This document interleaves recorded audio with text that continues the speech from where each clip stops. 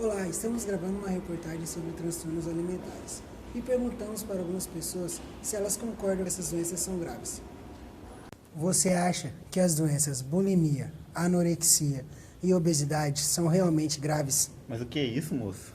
Você acha que as doenças bulimia, anorexia e obesidade são realmente graves? Claro. Você acha que as doenças bulimia, anorexia e obesidade são realmente graves? Sim, muito. Você acha que as doenças bulimia, anorexia e obesidade são realmente graves? Sim, Você acha que as doenças bulimia, anorexia e obesidade são realmente graves? acho. Agora iremos falar com a professora de psicologia, Luzineide Ferreira, sobre os transtornos alimentares. Boa noite, professora. Primeiramente, eu gostaria de agradecer a senhora por conceder essa entrevista para a gente. Nas entrevistas nós falamos sobre transtornos alimentares. Quais são os motivos que mais causam essas doenças nas pessoas? Os transtornos alimentares, de uma forma geral, os mais conhecidos são a anorexia, a bulimia e a obesidade. Cada um deles vai ter um motivo ou uma causa mais específica, mas de maneira mais geral, eles advêm de problemas relacionados à questão históricas, culturais, psíquicas e biológicas. Então, por exemplo, um distúrbio alimentar na anorexia, ela é provocada muitas vezes por questões relacionadas ao neurotransmissor que é chamado de serotonina.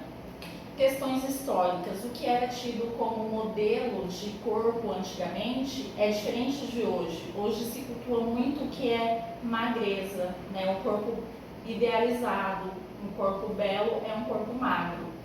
Então essas questões históricas e culturais influenciam muito nesses transtornos. E mais especificamente a obesidade são questões de hábitos mesmo. Por exemplo, há um tempo desses as crianças brincavam, hoje elas ficam na frente do computador, na frente da TV e muitas vezes se alimentando de forma inadequada.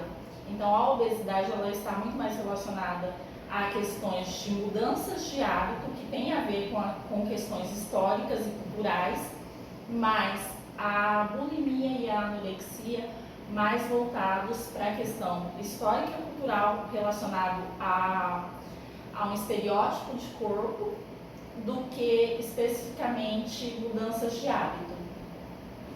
E quais são as idades das pessoas que costumam ter essa doença? A obesidade afeta hoje em dia desde criança até idoso, não tem uma faixa etária de predominância. A bulimia e a anorexia ocorre muito mais em mulheres jovens e talvez essa seja em decorrência dessas questões desse culto à beleza. A senhora acha que a cultura contemporânea ajuda a desencadear transtornos alimentares nas pessoas? Com certeza. Não só a questão da cultura contemporânea no sentido que eu já falei, né, da questão de questões históricas e culturais, mas também a questão da influência da mídia. Né? As mídias sociais, hoje em dia, a gente tem dois sites chamados ProAna e ProMia, que são relacionados aos transtornos de bulimia e anorexia. Né? Eles incentivam como sendo um estilo de vida e não um transtorno em si. Né? Então, além das mídias digitais, né, o acesso à informação que hoje está muito disponível para as pessoas, tem também a questão do capitalismo que influencia, porque a partir do momento que eu tenho um estereótipo de corpo, que eu busco esse estereótipo, eu tenho produtos que são vendidos para se conseguir esse estereótipo. Então vai desde questões históricos culturais, como também questões econômicas e questões relacionadas ao acesso à informação. O que as pessoas que têm os transtornos alimentares mais sofrem? Elas sofrem principalmente com a questão de doenças psíquicas atreladas a esses transtornos, muitas vezes a depressão, a ansiedade, o isolamento, né, questões sociais, por exemplo, quem tem bulimia, anorexia, elas acabam se isolando porque não querem sair para comer com os amigos, por exemplo, ou sentar na mesa para comer com a família. Então você tem problemas, desde problemas sociais, quanto questões fisiológicas mesmo. Por exemplo, na questão da anorexia, pode influenciar inclusive na questão da amenorreia, além da anemia. Então a mulher ela deixa de menstruar por falta de nutrientes e aí próprias questões de saúde mesmo que levam à falta de nutrientes. Muitas vezes essas pessoas podem chegar até a óbito. E hoje em dia tem tratamento de transtornos alimentares, e como que é realizado esses tratamentos com as pessoas? O ideal seria que fosse um tratamento multiprofissional. Isso nem sempre ocorre porque muitas vezes as pessoas não têm acesso a esse tipo de tratamento. Mas seria interessante que elas fizessem um acompanhamento, dependendo do caso, com um psiquiatra, né, se for um transtorno mais severo, e principalmente psicoterapias e nutricionistas. Esse é o tipo de tratamento, a combinação, né, de tratamento mais eficaz hoje. Nesse momento, iremos conversar com uma pessoa que sofre com um transtorno alimentar.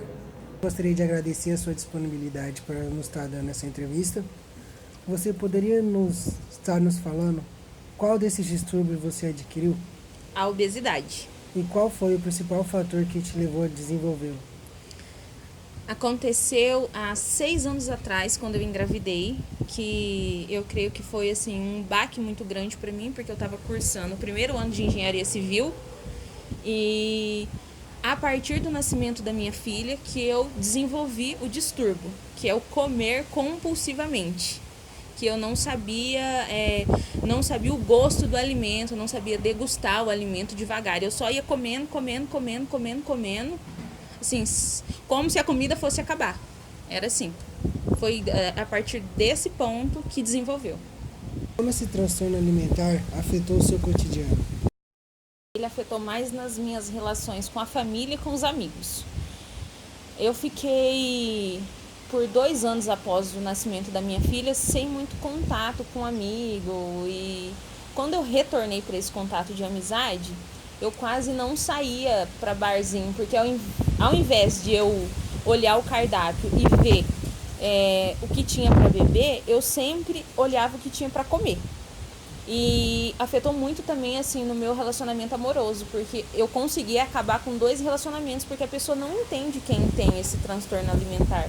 Porque eu queria emagrecer, mas eu continuava comendo. A pessoa falava, ué, Viviane, você quer emagrecer e continua comendo? Entendeu? E eu não saía por vergonha do meu corpo. Hoje, depois do tratamento, com remédio, terapia, que eu ainda faço até hoje, eu já consigo ter esse contato mais com as pessoas. Já consigo sair, já consigo me interagir mais. Mas antes foi bem complicado, tanto com a família, como com amigo, e tanto com o relacionamento amoroso também. E você recebeu o apoio dos seus amigos e familiares? Apesar de ser bem difícil a família e os amigos entender essa compulsão alimentar, foi muito importante o apoio deles até para eu procurar ajuda. E foi através da minha mãe, principalmente, que eu consegui estar aqui onde eu estou hoje. Em qual momento você sentiu a necessidade de procurar um auxílio médico? Eu acho que foi... eu tenho certeza que foi na última crise de compulsão alimentar, que foi quando eu passei em uma conveniência, comprei um pote de sorvete, uma caixa de leite condensado e um pacote de bolacha e bati tudo no liquidificador e tomei no copo do liquidificador. Acho que foi nesse momento que eu vi que eu realmente estava precisando de ajuda. E foi a partir daí que eu procurei um profissional da área da saúde, né, um psicólogo, e faço terapia. Na verdade, eu passei por 3 psicólogos, porque nem todos entendem de fato o problema, né? E na 3ª psicóloga foi a que me ajudou a entender que eu realmente tinha um problema, e que nós começamos a terapia e o tratamento medicamentoso. E foi a partir desse episódio que eu vi que eu estava precisando de ajuda. E esse foi o último episódio, depois dele não houve nenhum outro. Bulimia, anorexia e obesidade são transtornos que precisam de acompanhamento médico. Se você sofre com algum desses transtornos, ligue